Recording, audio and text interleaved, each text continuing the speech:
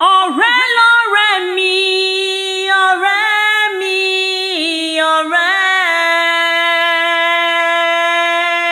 ọ̀rẹ́ tó dára lọ̀rẹ́ mi, ọ̀rẹ́.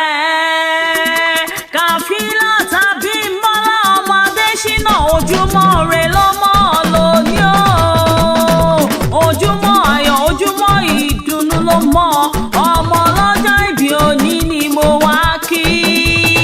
Aya Alhaji Idris Sanusi máa dá gànjàngànjọ.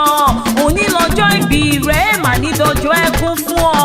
O ti ṣọdún òní, ó tún ṣe mí sí lágbára Ọlọ́run ọba. Ọ̀rẹ́ rẹ pàtàkì pàtàkì lọ́rọ̀ níṣẹ́ o.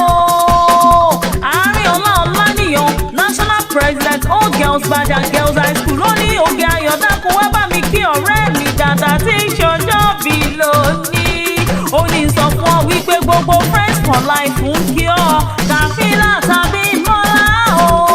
Mo ní bẹ́tì rẹ bá ń já ọmọ mi kan rárá. Àárín ọlá Ọláníyàn ló ní mọ̀ pé ó ní gbèjègbèjọ. Ó ní kìyàn bí ológun ẹrú.